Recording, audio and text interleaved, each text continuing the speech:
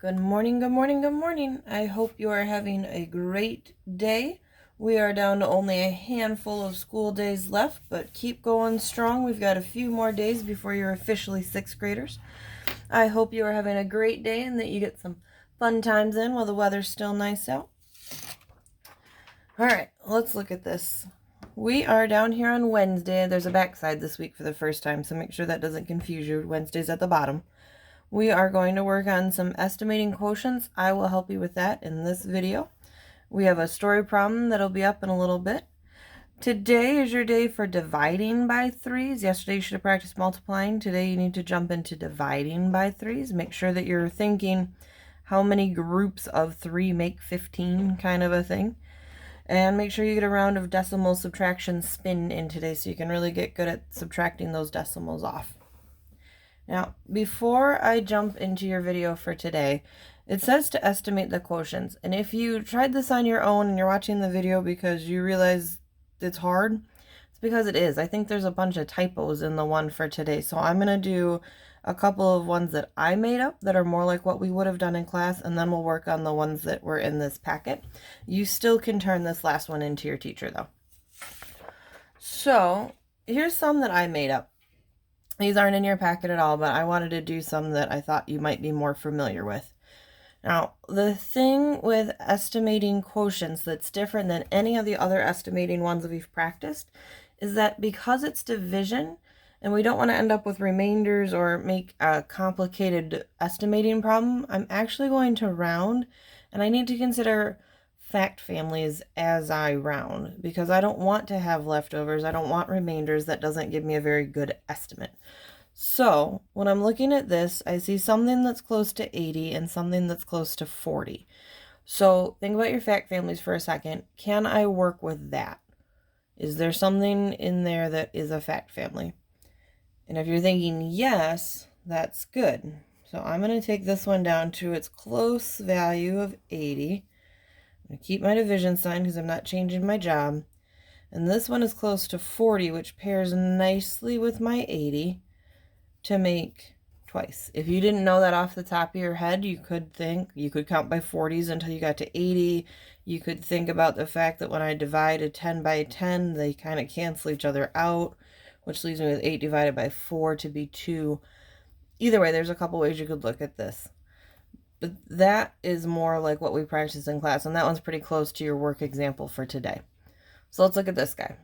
I have 31 7/10 divided by 32. Do you see something in there that I might be able to work with to make a quick in-my-head problem? I could do a few things. I could say, well, this is close to 30 and this is close to 30. I could do that.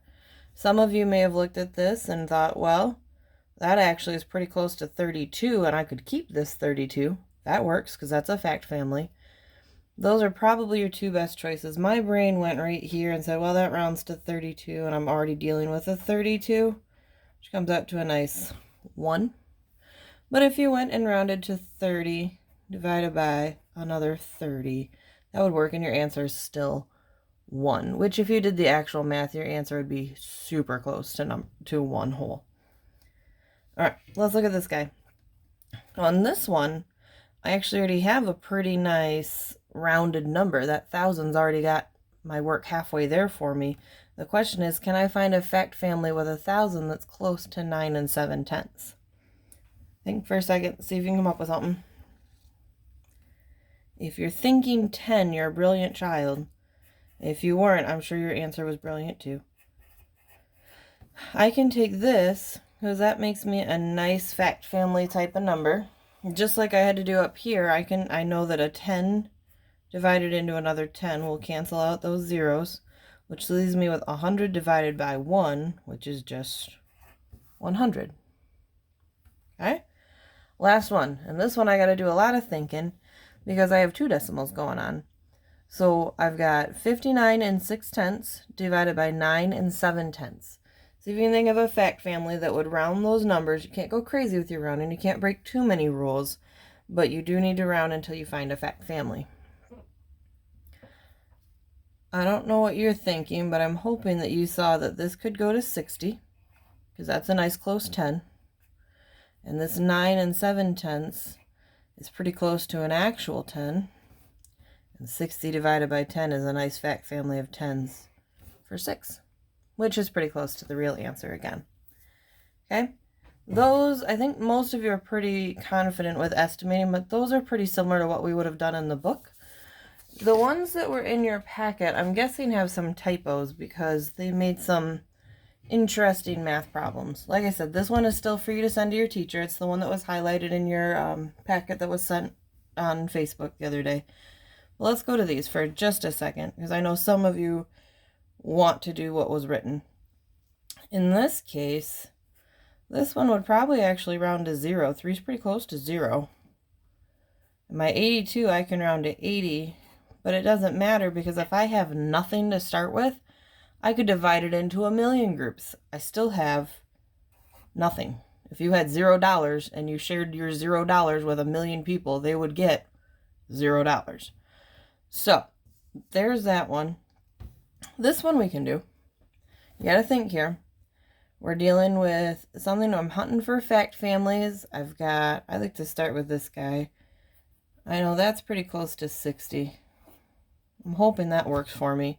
Is there anything in here, if you counted by 6s, do you see anything that you could round this out to and get a fact family that would work with a 6, even if it's a multiple of 10? If you saw there was a 36 right here, and 36 and 6 are a nice fact family, good for you. I can round this down to 360 divided by 6.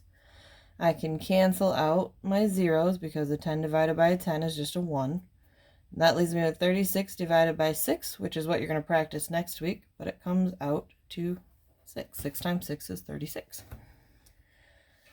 This guy, again, has a couple weirdnesses going on. I'm going to round this one down to 0 again, which I know breaks a whole bunch of rules, but I'll tell you why in just a second. And I would call this one 30, and I would get 0 again for my answer, which is actually pretty close to the truth. This answer was something with 2 hundreds and then a whole bunch of other very small numbers after it, so 0 is actually pretty close. You could technically say this is like a 10, and that other one is close to 30. Sorry, that's an ugly 30. But you guys don't really know how to do that short of turning it into a fraction answer, which isn't a very helpful estimate either.